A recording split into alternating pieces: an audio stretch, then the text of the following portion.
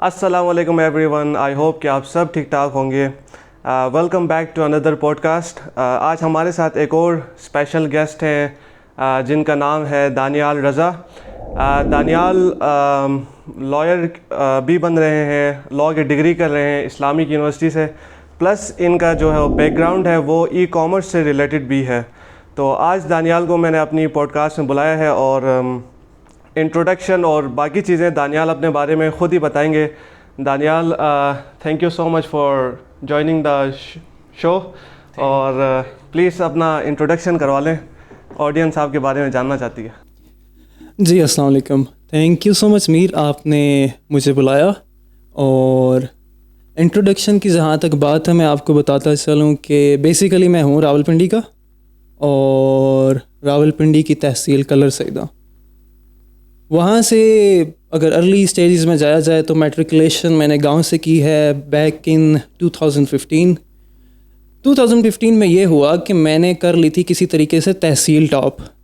तो घर वालों को लगा कि बच्चा पढ़ने वाला है, इसे पिंडी भेजना चाहिए अच्छी पढ़ाई के लिए। तो फिर मैं 2015 में यहाँ पे आ गया रावलपिंडी। यहाँ पे पंजाब कॉलेज में एडमिशन हुआ, वो फ्री एजुकेशन थी, एज सच कोई टेंशन नहीं थी। उसके बाद जब यूनिवर्सिटी लाइफ स्टार्ट हुई तो पता चला कि चीज़ें इतनी आसान नहीं है। आप जब बड़े हो रहे हो, आपको चीज़ें खुद सपोर्ट करनी है, फाइनेंशियली खुद को सपोर्ट करना है, बहुत सारी चीज़ें खुद के लिए सेट करनी है। तब मैंने जो है इस तरह के जो है ना उल्टे काम करना शुरू कर दिया। मैं जाता अपनी CV लेकर अकेडमीज़ में पढ़ाने के लिए कि शायद कोई जो है ना मुझे महीने के 10,000 रुपये दे दे, सैलरी हो जाए, उससे ये होगा कि मेरी फ़ीस इकट्ठी हो जाएगी। अदरवाइज़ मैं होम ट्यूशन के लिए भी गया था, मैंने होम ट्यूशन पढ़ाई भी है। उसके अलावा जी इवन कि मैंने एक स्कूल में भी पढ़ाया है और उसकी जो सैलरी मिलती थी ना मुझे, वो मंथली सैलरी मिलती थी 5,000 रुपये। ये कॉलेज टाइम की बात कर रहे हैं? ये कॉलेज के बाद की बात है, जब मैं यूनिवर्सिटी को स्टार्ट करने वाला था, ये तब की बात है। तो 5,000 रुपये सैलरी पे भी काम किया है। देन लेटर ऑन जब यूनिवर्सिटी लाइफ स्टार्ट हो गई तो अब ये था कि अपने लिए कुछ करना है। दूसरा, अब जब आप पेरेंट्स को देखते हो, छोटे भाइयों को देखते हो कि वो भी बड़े हो रहे हैं, तो इधर घर का बड़ा हूँ मैं, तो वो एक रिस्पॉन्सिबिलिटी होती है कि यार अब जो है ना कुछ करना है। उसके लिए हसल स्टार्ट कर दी, दाएं बाएं इधर उधर। तो एक दिन मैं बैठा हुआ था और अपने दोस्त का मैंने व्हाट्सएप स्टेटस देखा। उसने जो है ना किसी गोरी ने उसकी बड़ी तारीफ़ें की हुई थी। तो मैंने वैसे ही पूछ दिया कि यार ये क्या चीज़। उसने बताया कि जी मैं फाइवर लेवल 2 सेलर हूँ और जी मैं जो वर्डप्रेस डिज़ाइनर हूँ। तो मैंने कहा ये $700 कमाए हुए हैं इसने और गोरी ने इतनी तारीफ़ें की हुई हैं, तो $700 मेरे लिए बहुत बड़ी चीज़ थी। जो एक्सपेक्ट कर रहा था कि जी 5-10 हज़ार रुपये की सैलरी मिल जाए और वो जो है ना महीने का गुजारा करे। ऐसा डॉग कि मुझे बताओ मैं क्या करूँ। उसने कहा जी जाएँ, एक्सट्रीम कॉमर्स का ग्रुप है, वहाँ से ना VBC मिलता है और वहाँ से VA का कोर्स कर लो। अब VA को मैं क्या एक्सपेक्ट कर रहा हूँ, मैं एक्सपेक्ट कर रहा हूँ कि जी VA जो है ना डिलीवरी बॉय है। तो अब मैं सोच रहा हूँ कि मुझे जो है आइदर बाइक अरेंज करना है या गाड़ी अरेंज करनी है। गाड़ी अरेंज करनी है तो किसकी, मामू की, चाचू की, कहाँ से मैं गाड़ी गांव से उठाऊंगा और डिलीवरी करूँगा, तो अमेज़ॉन का VA बन जाऊँगा। ये मेरी थिंकिंग थी। बीइंग अ लॉ स्टूडेंट, हम जो होते हैं ना, हम कंप्यूटर से बड़े दूर होते हैं, तो हमें पता ही नहीं होता कि यार जो है ना कंप्यूटर में भी कुछ चीज़ें की जा सकती हैं। तो मैं एक्सप्लोर करना शुरू हो पड़ा बैक इन 2020। तो मैंने जब ये ग्रुप ज्वाइन किया, वट एवर जो भी था सारा कुछ, फिर VBC की एक्सेस ली, जो है मेरी अर्ली जो लर्निंग थी वहाँ से हुई। जब मैंने देखा कि जी VA तो ये है कि जो आप वर्चुअली बैठ के काम कर रहे हो, तो उसमें फिर थोड़ा सा इंटरेस्ट डेवलप हुआ। इंटरेस्ट इसलिए डेवलप हुआ कि एक तो आपको घर में बैठ के सारा कुछ मिल रहा है, दूसरा आपके लिए आसानी हो रही हैं चीज़ें।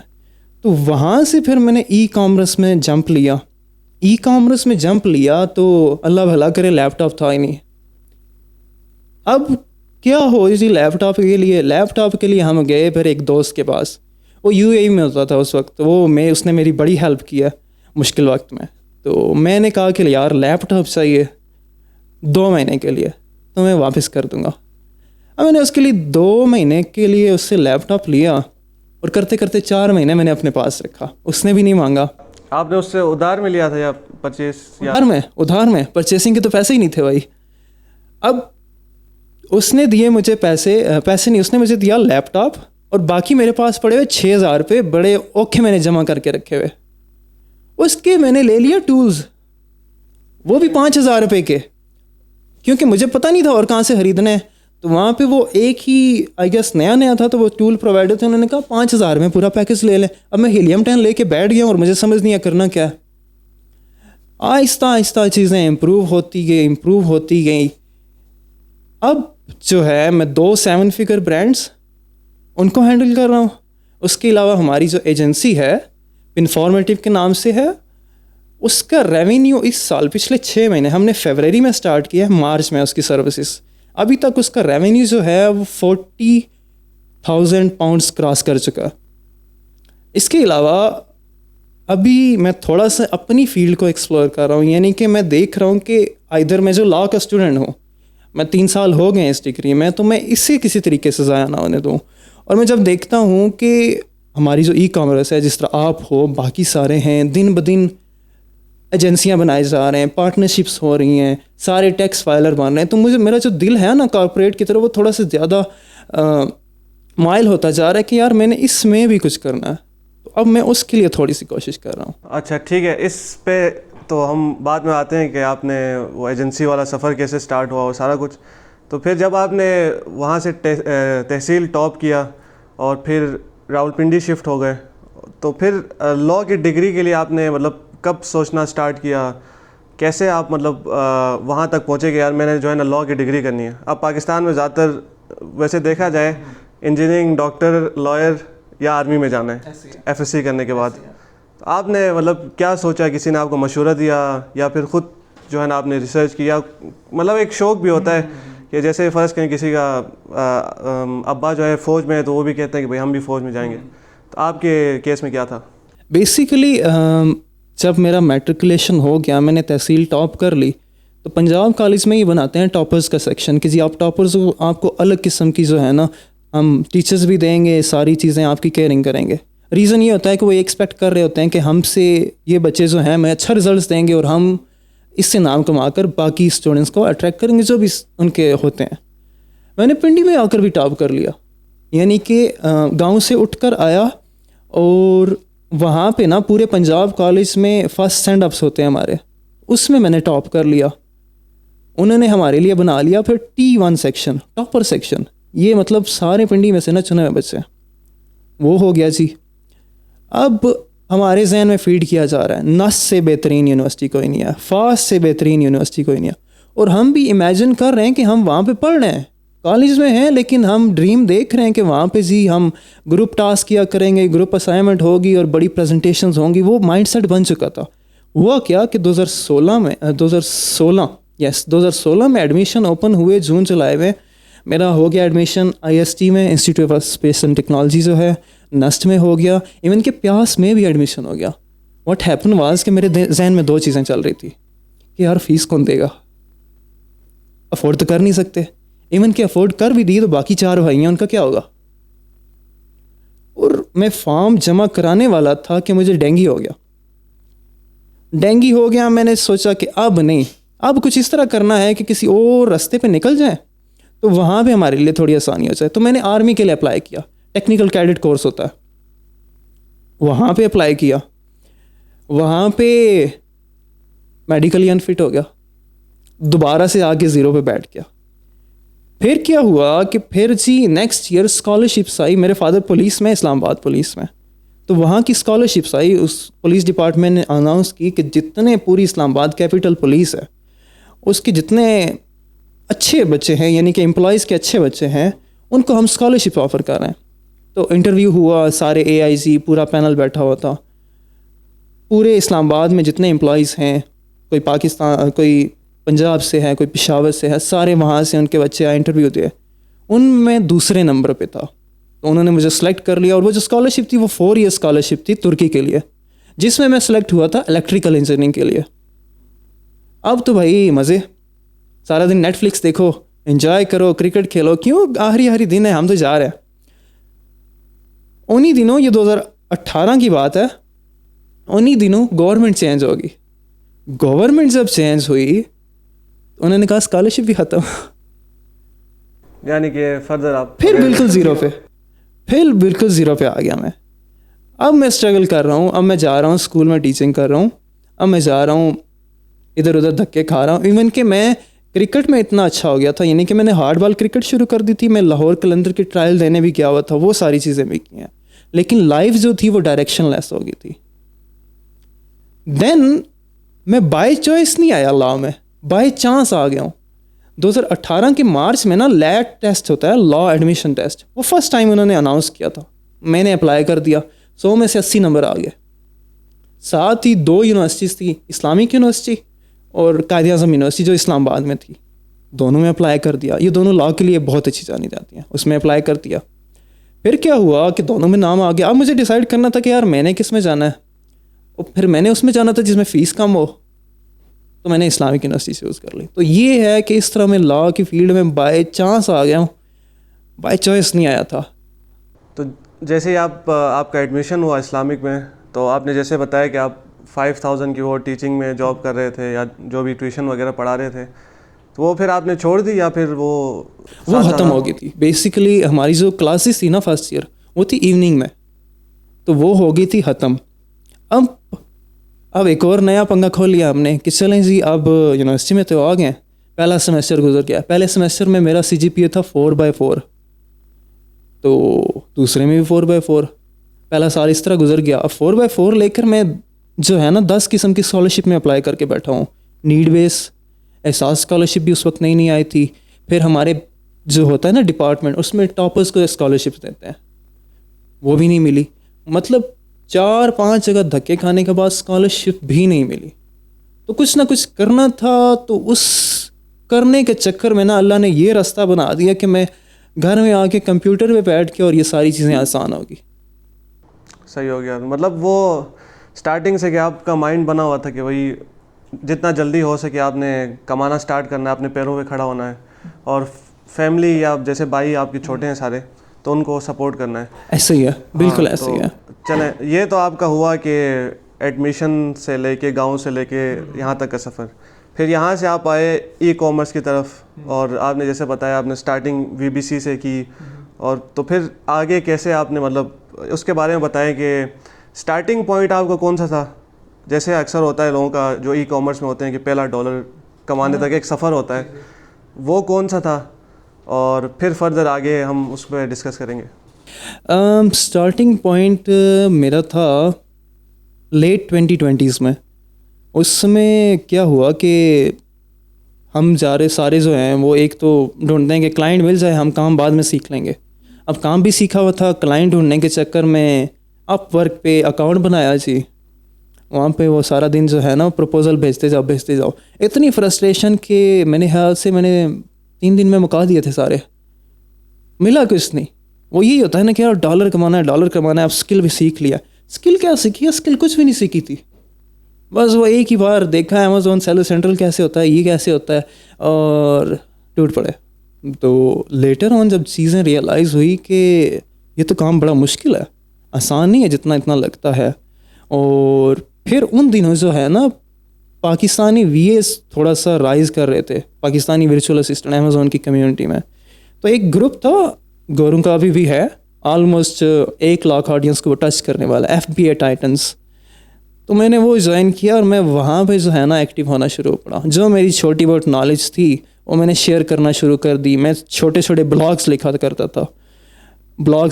था अपनी तरफ से। यानी कि मैंने अगर 5-10 जगह से सीखा है तो मैं अपनी अंडरस्टैंडिंग से ना एक छोटा सा ब्लॉग लिख देता था। तो वहाँ से मुझे वो जो गोरे थे उनको मेरा काम समहाउ पसंद आया, क्योंकि उस वक्त उस ग्रुप में बंदे थे 25,000। तो उनको मेरा काम पसंद आया और उन्होंने मुझे हायर कर लिया। अब हायर कर लिया तो मेरे लिए एक्साइटमेंट की हद नहीं है। हायर कर लिया, जॉब क्या थी? मैंने कॉन्ट्रैक्ट लिखने थे। अमेज़ॉन का वर्चुअल असिस्टेंट सारा कोर्स करा के सारा बैठा हूँ, कॉन्ट्रैक्ट लिखो। अब मैंने कॉन्ट्रैक्ट लिखना शुरू कर दिए, कॉन्ट्रैक्ट लिखे, सारा कुछ कॉन्ट्रैक्ट, मैंने बड़ी मेहनत की उसके लिए। मेरा फर्स्ट टाइम था, सारा कुछ किया उनके लिए। मैंने जो है ना आई गेस 7 दिन काम किया और उन्होंने मुझे $450 पे किया। 7 दिन काम करने के। तो ये मेरा फर्स्ट डॉलर जो था ना वो कॉन्ट्रैक्ट्स लिख कर बना है। ये कॉन्ट्रैक्ट्स आप किसके लिए, क्लाइंट्स के लिए लिखते थे, उनके क्लाइंट्स के लिए? नहीं, वो एक कंपनी थी, वो न्यू फॉर्म होने वाली थी, उसके जितने कॉन्ट्रैक्ट्स थे वो मैंने लिखे। लेटर ऑन उनको कॉन्ट्रैक्ट्स पसंद आए तो उन्होंने कहा अब हमारे लिए एक और काम करो, हमारे लिए ना कंटेंट रिसर्च करो। अब बेसिकली वो एक प्लेटफॉर्म बनाने जा रहे थे जिसमें सारे वीएस एक तरफ होंगे और सेलर्स एक तरफ होंगे और वो उनको प्लेटफॉर्म देंगे। उस प्लेटफॉर्म का नाम भी सेलर सपोर्ट उन्होंने रखा हुआ था। मैंने उसके लिए सारा कंटेंट रिसर्च किया, कंटेंट राइट किया, ऑपरेशंस जितने भी थे ना मैंने सारे संभालना शुरू कर दिए। अब कहाँ पे वीए वाले काम, फिर जी कॉन्ट्रैक्ट वाले काम, अब मैं आ गया हूँ ऑपरेशंस में। मैं ऑपरेशंस देख रहा हूँ सारी चीज़ों के, ये वाला काम करना है, इस डिज़ाइनर को रखना है, इस जो है इवन कि मुझे चीज़ें जो है ना डेलीगेट करते करते बहुत सारी चीज़ें आ गई थी, इवन कि कोडिंग वाली चीज़ें भी आ गई थी। अब डेवलपर को क्या बताना है, मुझे पता चल गया था कि यार इस पेज पे ये करना है, इस पेज पे ये नहीं करना। तो वो मैंने काम किया, ऑलमोस्ट स्टार्ट हुआ था जनवरी 2021 से लेकर जून तक। 4 से 5 महीने मैं उसी फील्ड में रहा, उसी तरह उसमें काम करता रहा। लेटर ऑन उन्हीं लोगों ने मुझे एम्प्लॉय से हटाकर पार्टनरशिप ऑफर कर दी। उन्होंने कहा कि आप बहुत अच्छे हो, बहुत नेक इंसान हो, हमारे साथ पार्टनर बन जाओ। सही है। तो ये वो स्टार्टिंग वाला टाइम उसी ग्रुप के अंदर गौरव के साथ आप? उसी ग्रुप से सारा कुछ स्टार्ट हुआ और उसी ग्रुप से जो है उन्होंने मुझे पार्टनर बना लिया। मेरी अपवर्क की अर्निंग सिर्फ $450 है और मैंने सिर्फ एक क्लाइंट लिया था अपवर्क पे। उसके अलावा मैंने अपवर्क का आज तक दोबारा नहीं खोला। फिर क्या हुआ कि उन्होंने मुझे पार्टनर ले लिया और वहाँ से आहिस्ता आहिस्ता जो है ना मेरी जर्नी स्टार्ट हो पड़ी।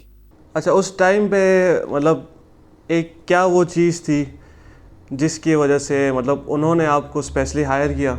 मतलब आपने जैसे कहा कि ग्रुप में 20-25 हज़ार बंदे थे, स्पेशली उन्होंने आपको हायर किया और इवेंचुअली उन्होंने जो है बाद में आपको पार्टनरशिप भी ऑफ़र की। तो मतलब वो एक क्या समझते हैं आप, क्या चीज़ थी जिसकी वजह से जो है ना आप हाईलाइट हुए? मैं समझता हूँ मैं स्किलफुल नहीं था। मैं अगर कहूँ मैं बहुत पहुंची हुई चीज़ थी, वो मैं अभी भी नहीं हूँ। एथिक्स, आपकी ऑनेस्टी, आपकी मॉरल वैल्यूज़ वो बहुत मैटर करती हैं उनके लिए। अगर वो उनको किसी तरीके से भनक लग जाए कि यार ये बहुत एथिकली स्ट्रॉन्ग है बंदा, इसकी कम्युनिकेशन बहुत अच्छी है, ये आपका काम करेगा, वो आपको कभी भी नहीं जाने देंगे। हमारे यहाँ बहुत बड़े टोपीबाज हैं। हम लोग जो हैं काम करते नहीं हैं, टोपियाँ पे टोपियाँ बनाते हैं। एक क्लाइंट आ गया है फॉर एग्जांपल, हम उसे कहते हैं मसला ही नहीं है, हम कर देंगे, भाई है ना, भाई है ना। अब हमने उसे पहना दी टोपी सफ़ेद वाली, फिर हफ्ते बाद वो आता है तो कहते हैं कोई मसला नहीं, हम कर देंगे। अब ग्रीन वाली टोपी बना दी। तो हम जो हैं टोपियाँ बनाते जाते हैं। अभी भी अगर आप किसी से जाके रेफरेंस लेंगे ना कि यार मैंने किसी पाकिस्तानी क्लाइंट के साथ काम कर लूँ, तो 80% लोग आपको कहेंगे कि ना करो। Same goes for the VS. अगर कोई वो बैठा हुआ है पाकिस्तानी और उसे कहा जाता है कि लेट अस सपोज गोरा भी है, उसमें उन लोगों के दरमियान भी यही इमेज फैलाई जा रही है कि पाकिस्तानी जो है नकम्मे है। अब हो सकता है 10 में से 2 हूँ और उन 2 की वजह से बाकी 8 बदनाम हो रहे हों। तो ये चीज़ें चल रही हैं। हाँ ऑब्वियसली ये तो खैर मार्केट में है, आहिस्ता आहिस्ता ये चीज़ भी हम देख रहे हैं कि मार्केट साफ़ होती जा रही है। अच्छा, ये था आपका पार्टनरशिप होने तक का सफ़र। हाँ। इसके बाद क्या हुआ? वो पार्टनरशिप ख़त्म हो गई? नहीं, वो तो पार्टनरशिप तो बाद में ख़त्म हो गई। नहीं, मतलब उसमें आपने मैं बताता जितना हूँ। भी टाइम आपका पार्टनरशिप वाला गुजरा वो क्या था? पार्टनरशिप में तो देखें मैंने वही सारा कुछ जो है ना, मैं ऑपरेशंस की जो बात कर रहा हूँ वो सारा कुछ मैं डील कर रहा था। यानी कि जितनी टीम्स थी, अब टीम्स से मुराद के एक्सट्रीम कॉमर्स का ग्रुप है जिसमें बूट कैंप है। बूट कैंप से हमने उठाए थे 1000 बूट कैंप स्टूडेंट्स का डाटा। हमारा प्लान था कि उन 1000 स्टूडेंट्स को हम उस प्लेटफॉर्म पे लाएंगे और उनके लिए अब उन सारे बूट कैंप स्टूडेंट्स की वेटिंग मैं कर रहा था। कौन कैसा है, कौन कैसा नहीं है, किसको हम जो है कॉपी राइटिंग डिपार्टमेंट में रखेंगे, किसको हम जो है वो पीपीसी डिपार्टमेंट में रखेंगे। तो ये सारी चीज़ें मैं उस वक्त कर रहा था। समहाउ क्या हुआ कि वो स्टार्टअप जो है हमारा चल नहीं सका। उसमें आगे आईपी इशू, आईपी इशू और कॉपीराइट इशू। रीज़न ये था कि हमने जो नाम चूज़ किया हुआ था वो था सेलर सपोर्ट, और वो डायरेक्टली जो है इंटरफेयर कर रहा था अमेज़ॉन की सेलर सपोर्ट से, तो वो समहाउ हमारा प्रोजेक्ट चल ही नहीं सका। अब वो प्रोजेक्ट ख़त्म हो गया तो मैं दोबारा सर्विसेज में आ गया था। ये है जून जुलाई 2021 की बात। जून फिर जो है मैंने जो अपवर्क का बताया, मैंने 450 की अर्निंग है वो उसके बाद हुई थी। उसके बाद फिर मैंने अमेज़ॉन का काम शुरू किया। फिर उसके बाद जी मतलब छोटे मोटे क्लाइंट्स आया करते थे, उनके साथ डीलिंग की। मोस्टली जो मेरी स्पेशलिटी, मैं जैसे खुद समझता हूँ, मैं कीवर्ड्स में बहुत अच्छा था, लिस्टिंग्स में बहुत अच्छा था, और मैं लिखता बहुत अच्छा था। तो उसके रिलेटेड मुझे काम आते रहे। और बैक इन 2021 जुलाई अगस्त एक और नया स्टार्टअप। उसमें क्या हुआ कि मेरी पार्टनर थी मरियोशे, वो अभी भी सब उन्हें जानते होंगे। तो उन्होंने ऑफ़र की कि एक नया प्लेटफॉर्म है, उस पे रिसर्च करो। वो था पिंटरेस्ट। अब पिंटरेस्ट पे जब मैंने रिसर्च की तो जाके मैंने सबसे पहले क्या किया, मैंने लिखा फाइवर पे पिंटरेस्ट। अब मैं देख रहा हूँ कि सिर्फ 3000 सर्विसेज थी। 3000 सर्विसेज। मैंने देखा पाकिस्तानी कितने, 600। फिर मैंने देखा कि फुल सर्विसेज कितने दे रहे हैं, 150। पूरे पाकिस्तान में 150 बंदा उसकी फुल सर्विसेज दे रहा था। ऑन दी अदर हैंड जब मैंने अमेज़ॉन को देखा, 60,000 VAs फ्रॉम पाकिस्तान, बाकी सारों को निकालते सिर्फ 60,000 थे पाकिस्तान से। मुझे लगा अपॉर्चुनिटी है। फिर मैं अपवर्क पे गया, वहाँ पे जाके देखा तो $200 पर हार वो अर्न कर रहे थे पिंटरेस्ट वाले। हाँ, गोरे बंगाली स्पेशली, बंगाली इसमें बहुत आगे थे। उन्होंने तो आई गेस 3-4 लाख डॉलर कमाए हुए हैं सिर्फ पिंटरेस्ट मार्केटिंग के।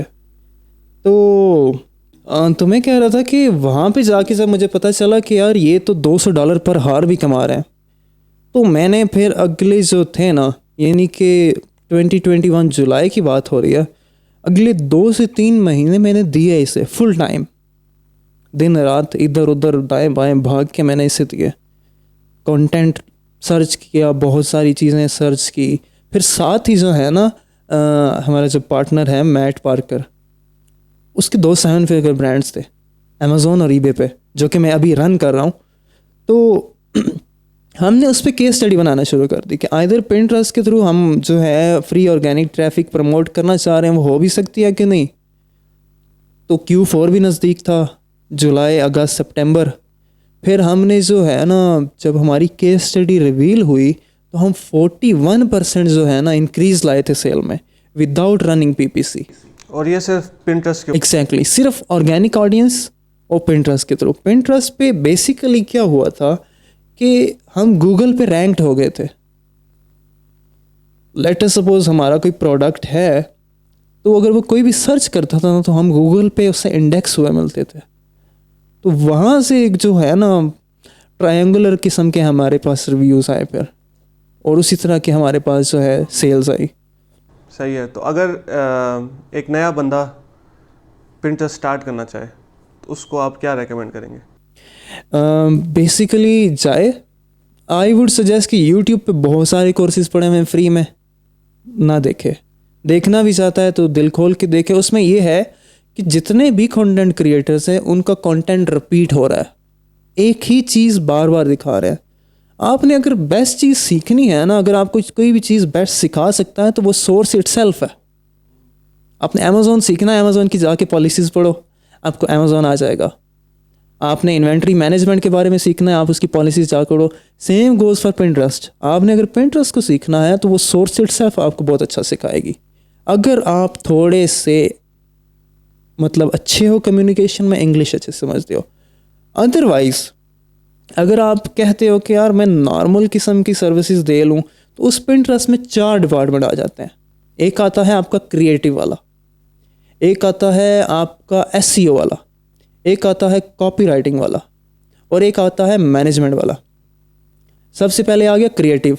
क्रिएटिव में क्या होता है, आपने पिन्स डिज़ाइन करनी होती हैं।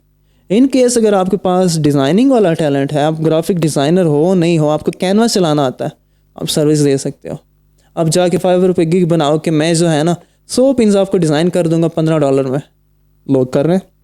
कॉपी राइटिंग, आपकी इंग्लिश अच्छी है, आप कहो कि जी मैं आपको Pinterest के अकाउंट की जितनी डिस्क्रिप्शंस हैं, आपके अकाउंट की ऑप्टिमाइजेशन है, वो मैं करके दूंगा। दूसरी सर्विस SEO।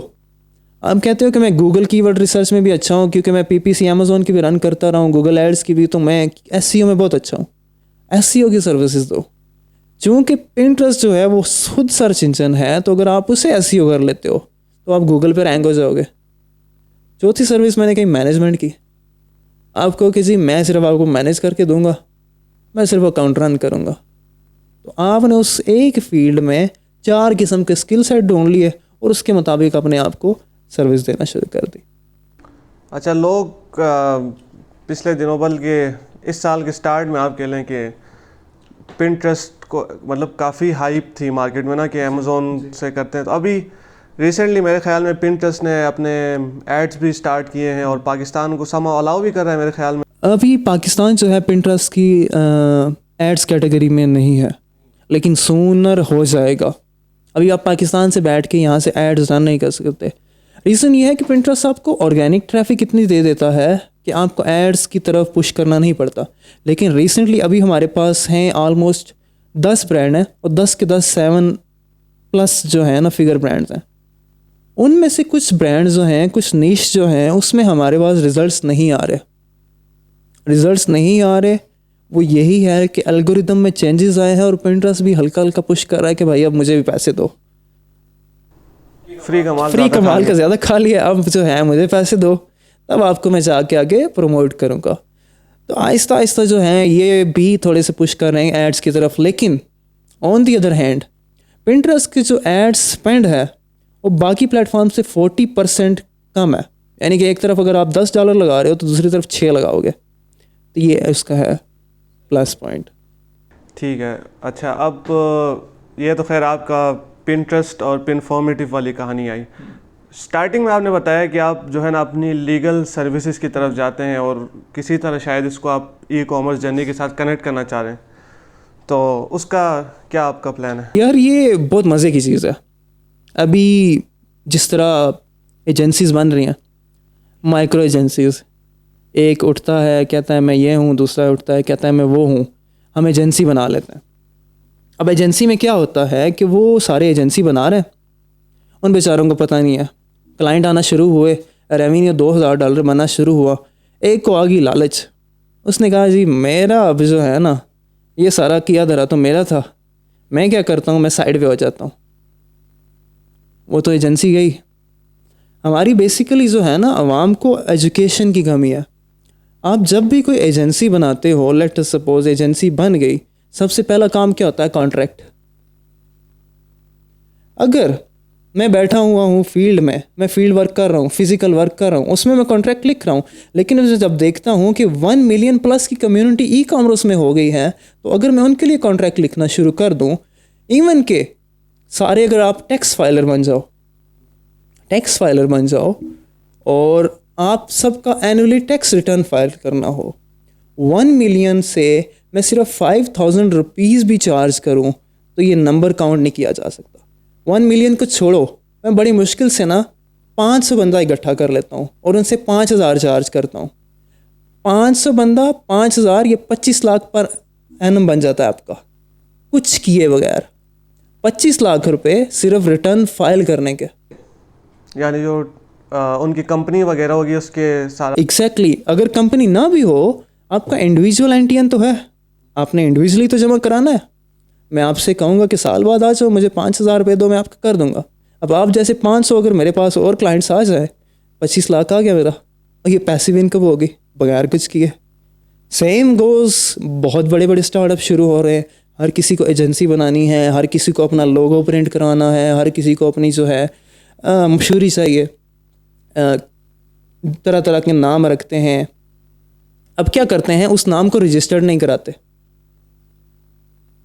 मेरे जैसा थोड़ा सा नेक इंसान हो, वो जाए उनकी कंपनी का नाम अपने नाम पर रजिस्टर्ड करा ले, खरीद ले, जैसे डोमेन खरीद लेते हैं ना, कंपनी का नाम खरीद ले। अब करो मज़े, उड़ाओ एजेंसी।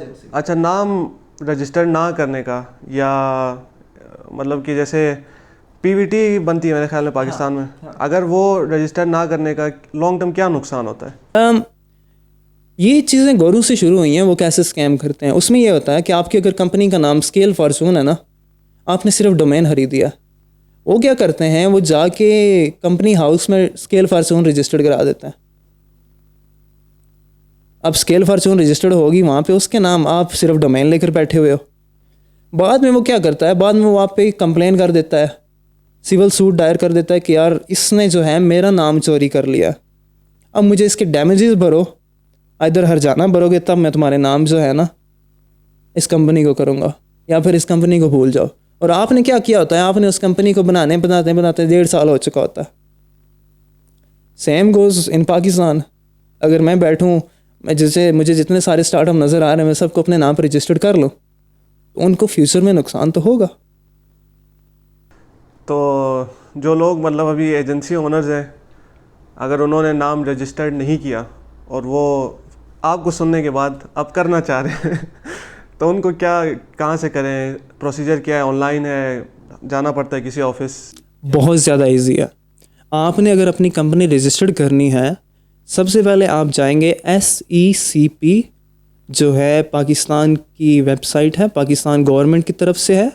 आप वहाँ पे गूगल पे जाके SECP लिखें, वहाँ पे आप अपना ID कार्ड नंबर और पासवर्ड वो आपको साइन अप के लिए एंटर करवाएंगे। जो ही आप एंटर होंगे, आपके पास सबसे पहला जो ऑप्शन आएगा वो कंपनी रजिस्ट्रेशन का आएगा। आपने कंपनी रजिस्ट्रेशन की तरफ जाना है और सबसे पहला जो आपको चीज़ दी जाती है वो नेम रिजर्वेशन की दी जाती है। अगर आप कहते हो कि मैंने पैसे बचाने हैं, मैं टैक्स नहीं भरना चाहता, या फिर मैं जो है अभी टैक्स अफोर्ड नहीं कर सकता, आप क्या करो, आप अपना नेम रिज़र्व कर लो। नेम रिज़र्व करने के सिर्फ हैं 200 रुपये। 200 रुपये लगाओ और अपनी कंपनी का नेम रिज़र्व कर लो। उससे क्या होगा कि कोई भी माइका लाल आपकी कंपनी का नाम चोरी नहीं कर सकेगा। 6 महीने के लिए वो नेम रिज़र्व कर देते हैं और वो नेम आपके नाम पे रहता है। अदरवाइज़ अगर लीगल सर्विसेज आप कहते हो कि मैं किसी अटर्नी को हायर कर लूँ और कहूँ कि जी मुझे कंपनी रजिस्टर्ड करके, जब मैं अपनी कंपनी रजिस्टर्ड कराने गया था ना, मुझसे उन्होंने कहा था 85,000 रुपये दो, कम यानी सारी कॉस्ट? हाँ, उन्होंने कहा हम यहाँ से जी एजेंट भेजेंगे, वो SECP के दफ्तर से उठा कर लाएगा, फाइल्स होती हैं बड़ी मोटी मोटी, उसमें आपका होगा, तो आपका 85,000 रुपया लग जाएगा। मैंने कहा ठीक है जी। हम बैठे एक दिन, खुद रजिस्टर्ड की 2700 रुपये में। कहाँ पे 85,000 और कहाँ पे 2700 रुपये। तो वो वही बात है ना कि आप अगर थोड़ी सी एफर्ट करो तो वो चीज़ हो जाती है। जितने भी अगर आप सारे कंपनी रजिस्टर्ड करना चाहते हो या अपने स्टार्टअप को, अपनी एजेंसी को आगे थोड़ा सा देखते हो कि हाँ यार मेरा विजन ये है कि मैंने इसे आगे जाके फ्लिप करना है या बहुत बड़ी चीज़ बनानी है, तो ये छोटा सा काम कर लो। 200 रुपये लगा के अपनी कंपनी को रजिस्टर्ड कर लो, कहीं पे भी नहीं, SECP जाके पाकिस्तान की गवर्नमेंट के साथ, तो आप सेफ़ हो जाओगे।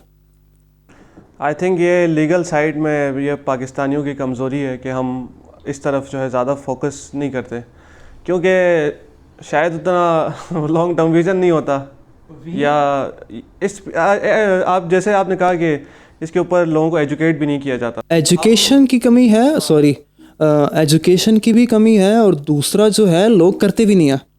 आपको कितने ऐसे लोग मिलेंगे जिन्होंने अपना बिजनेस रजिस्टर्ड किया हो या फिर टैक्स फाइलर हों और टैक्स पे करते हों? बहुत कम है। और यही रीज़न है कि कॉरपोरेट वाले लॉयर्स भी बहुत कम है। कॉरपोरेट में लॉयर्स हैं ही नहीं, जो हैं गिने चुने, वो इसीलिए तो 85,000 रुपये ले रहे हैं। यही रीज़न था मेरा भी इस फील्ड में आने का कि इधर 1 मिलियन की जो कम्युनिटी है उनके लिए कितने बंदे हैं। अब तो खैर अगर इनेबलर्स एक्सट्रीम कॉमर्स का ग्रुप ही मिलाया 2 मिलियन से ऊपर बनती है। सही है। तो खैर ये तो आपका फ्यूचर का है, तो आप इसको स्टार्ट कब लेंगे, कैसे लेंगे? नेक्स्ट 3 मंथ्स इंशाल्लाह। नेक्स्ट 3 मंथ्स में चूँकि मेरे अंदर फाइन लाइनिंग वाला थोड़ा सा कीड़ा है, तो मैं पहले उसकी बेसिस जो हैं वो सारी सेट कर रहा हूँ। फाइन लाइनिंग जो है उसमें आपकी वेबसाइट आ जाएगी, आपके जो है सारी चीज़ें आ जाएंगी, देन आहिस्ता आहिस्ता उस चीज़ को जो है ना पुश किया जाएगा। सही है। और साथ में जो जैसे आपने वो पिन फॉर्मेटिव वाला बताया, वो फिर साथ साथ आप लेके चलेंगे या फिर उसका क्या आप सोचेंगे? क्योंकि उधर भी तो आप एज अ पार्टनर काम कर रहे हैं ना, और इधर लीगल सर्विसेज आ जाएंगी। इन्फॉर्मेटिव में बेसिकली हमने जो सिस्टम बना दिया है ना अभी, उस पर हमने पूरे कुछ साल लगाया। अब वो सिस्टम ऐसा है कि वो आपके देखे बगैर भी चलता है। उसमें ऐसी ऑटोमेशन हो गई है, उसमें क्लाइंट ऑनबोर्डिंग से लेकर कॉन्ट्रैक्ट के ख़त्म होने तक सारा सिस्टम जो है वो ऑटोमेटेड है। तो उसमें मुझे नहीं लगता कि मुझे इतना एज सच हार्ड वर्क करना पड़ेगा। लेकिन चूंकि ये लॉ वाला मेरा पैशन है, अगर एक चीज़ मैं दिल से करने चाह रहा हूँ, तो मुझे नहीं आइडिया मैं क्या करूँगा। लेकिन अभी सारी चीज़ें चल रही हैं, मैं भी चल रहा हूँ। ठीक है, तो लॉ की डिग्री कब कंप्लीट हो रही है अभी मेरा नेक्स्ट ईयर फाइनल ईयर है। उसके बाद वकालत की तरफ जाने का प्लान है? मुझे लगता है कि मेरा जो है ना अभी प्रैक्टिकल फील्ड शुरू है। मैं 1.5 साल बाद अगर मैं कुछ नहीं करूँगा ना अभी इन 1.5 सालों में, तो मैं बहुत ज़्यादा स्ट्रगल करूँगा।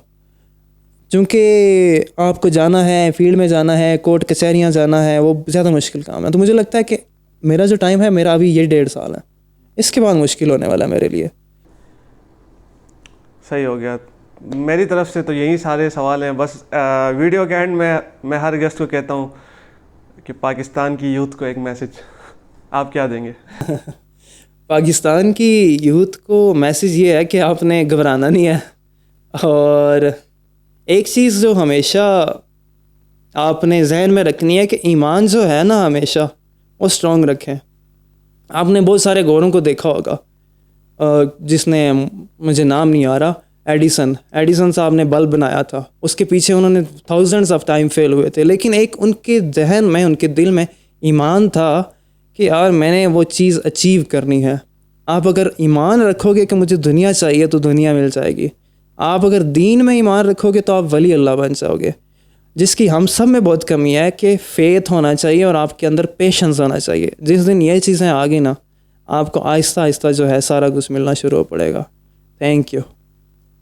चले ji Daniyal, thank you so much for joining this podcast. बहुत मज़ा आया आपसे बात करने के लिए। तो इस पॉडकास्ट को हम यहीं पे ख़त्म करते हैं। चैनल को सब्सक्राइब कर दें, वीडियो को लाइक कर दें। मेरे पीछे इधर एक दोस्त बैठा हुआ है, वो मुझे हंसा रहा है। तो मिलते हैं अगली पॉडकास्ट में। अपना ख्याल रखें। अल्लाह हाफिज़। Thank you.